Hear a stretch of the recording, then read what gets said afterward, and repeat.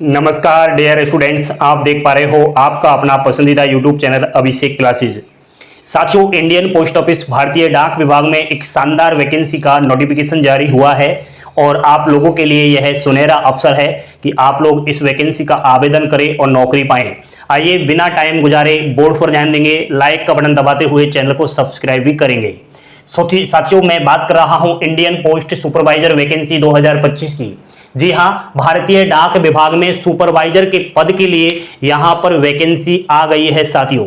तो आप लोगों के लिए यह देखना चाहिए कि सबसे पहले तो आवेदन की जो अंतिम तिथि है, यानी आवेदन की जो लास्ट डेट है वह है 15 अप्रैल 2025 है। काफी समय है आप लोगों के पास और ये शाम 5 बजे से पहले 15 अप्रैल शाम 5 बजे से पहले अपना आवेदन भेज देना है। समझिए, यहां पर उम्र सीमा 22 वर्ष मिनिमम और मैक्सिमम 30 वर्ष है, यानी 22 वर्ष से कम का युवा साथी यहां आवेदन नहीं कर सकता। बाकी दोस्तों, इसमें जो चयन प्रक्रिया है उसमें अगर देखा जाए तो सिलेक्शन प्रोसेस में किसी भी प्रकार का कोई भी एग्जाम्स नहीं होगा। बिना किसी एग्जाम्स के डायरेक्ट इसमें आपका सिलेक्शन होने वाला है। योग्यता, अनुभव और कौशल परीक्षण के आधार पर मेरिट लिस्ट तैयार होगी और मेरिट लिस्ट में जैसे ही नाम आएगा आपका फिर डॉक्यूमेंट वेरिफिकेशन के लिए बुला लिया जाएगा, यानी ट्रेड टेस्ट एक तरीके से हम कह सकते हैं इसमें होगा। दोस्तों, जब आपकी सुपरवाइजर के पद पर भारतीय डाक विभाग में नौकरी लग जाएगी तो तब आपको प्रति माह जो वेतन मिलेगा वो लेवल 6 के अनुसार बनेगा, यानी 7th सेंट्रल पे कमीशन के आधार पर अगर मैं इन हैंड सैलरी बताऊं आपकी प्रति माह तो वो 28,000 के समथिंग रहेगी, प्लस इसमें अलाउंसेज भी रहेंगे। दूसरी बात, आप सभी को ये पता होना चाहिए कि अब जो है 8th सेंट्रल पे आने वाला है 2026 से, तो सभी सेंट्रल गवर्नमेंट एम्प्लॉइयों की सैलरी में काफी सारा इंक्रीमेंट होने वाला है। तो ये भी एक सेंट्रल गवर्नमेंट एम्प्लॉय है तो इसकी भी सैलरी बढ़ेगी, आप बिल्कुल घबराए नहीं साथियों।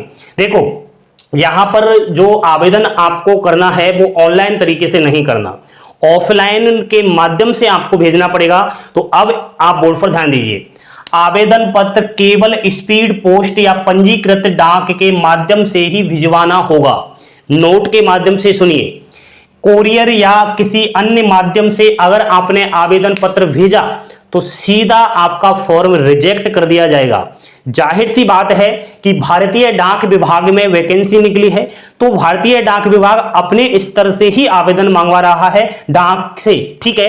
नेक्स्ट दोस्तों, एक बात, बिना हस्ताक्षर वाला आवेदन स्व सत्यापित दस्तावेजों के बिना रिजेक्ट कर दिया जाएगा, यानी फॉर्म में आपके सिग्नेचर होंगे, फॉर्म के साथ जो जो डॉक्यूमेंट्स आप लगाओगे अभी बताऊंगा कौन कौन से, तो उन सभी डॉक्यूमेंट्स में आपके स्वयं के वहां पर सेल्फ अटेस्टेड यानी कि सिग्नेचर होने अति आवश्यक है। यदि आप ये काम नहीं करते हो तो आपका फॉर्म रिजेक्ट हो जाएगा, आपका जो किया कराया है उस पर पानी फिर जाएगा। सुनो नेक्स्ट दोस्तों, आवेदन पर या लिफाफे पर गलत पते वाले आवेदन रिजेक्ट कर दिए जाएंगे तो आपको एड्रेस भी सही लिखना है, इस चीजों का ध्यान रखना। आवेदन फॉर्म आप इंग्लिश में भी भर सकते हो या हिंदी में भी भर सकते हो। सर, आवेदन पत्र कहां मिलेगा? तो जो नोटिफिकेशन आया है उसका ये मेन पेज है, फर्स्ट पेज है। हो सकता है यहां पर ये साफ नहीं दिखाई दे रहा, लेकिन आप लोग तुरंत टेलीग्राम चैनल पर जाना इस वीडियो को खत्म करने के बाद, और टेलीग्राम चैनल पर नोटिफिकेशन भी मिल जाएगा, आवेदन पत्र का प्रारूप भी मिल जाएगा। उसको किसी भी कंप्यूटर वाले के पास जाकर निकलवा लेना और अच्छे से ठंडा पानी पी पी कर भर देना। साथियों, यहां पर जो आवेदन आपको लेना है एक लिफाफे में वो डालना है, ठीक है। लिफाफा ले लेना, कोई भी बुक सेलर के पास मिल जाएगा, कोरा लिफाफा, उसमें वो डालना है। और कहां भेजना है पता सुनो, वरिष्ठ प्रबंधक मेल मोटर सेवा कोलकाता 139 वेलेघाटा रोड कोलकाता 700015 ये एड्रेस है। बाकी मैं यहां पर भी आपको एड्रेस बता रहा हूं, देख सकते हो ये नोटिफिकेशन में दिया हुआ है। तो आपको यहीं स्पीड पोस्ट से अपना आवेदन पत्र एक लिफाफे में भेजना है। साथियों, आवेदन पत्र पर अभ्यर्थी हस्ताक्षर करेगा, उसके बाद जो दस्तावेज यहां पर लगाने हैं वो मैं आपको बता रहा हूं। एक और बात, स्वयं सत्यापित प्रतियां संलग्न आपको करनी होगी, यानी कि स्वयं के डॉक्यूमेंट्स होंगे और वहां पर आप स्वयं के हस्ताक्षर होंगे। साथियों पहला डॉक्यूमेंट्स है डेट ऑफ बर्थ सर्टिफिकेट। ये तो आपकी मार्कशीट होगी 10th की, उसमें जो डेट ऑफ बर्थ होगा, आयु प्रमाण पत्र इसे हम कह सकते हैं, वो चल जाएगी। क्वालिफिकेशन देखो भाई 10वीं 12वीं जो भी आपने ग्रेजुएशन वगैरह कर रखा है सब आपको डिग्री डिप्लोमा और मार्कशीट रखनी है। उसके बाद फोटो पहचान पत्र। सर जी ये क्या है? तो ये है दोस्तों, या तो फोटो पहचान पत्र के तौर पर आप आधार कार्ड या वोटर आईडी, लाइसेंस, ये सब आप वहां इसमें डाल सकते हो। अगला है दोस्तों पासपोर्ट साइज फोटो, और 2 फोटो आपको बनवाने हैं न्यू कलर्ड। पहला फोटो तो आपको आवेदन पत्र में चिपकाना है और दूसरा वाला फोटो जो है आवेदन पत्र के साथ ऐसे ही रख देना है। याद रखना इन चीजों का। भारतीय नागरिकता होनी चाहिए, तो इसके लिए आपको डोमिसाइल लगा लेना है। जाति प्रमाण पत्र भी आपको जरूरी है, सेंट्रल वाला। ये सारे डॉक्यूमेंट्स की फोटो कॉपी लगाना, मूल डॉक्यूमेंट्स नहीं रखना है साथियों।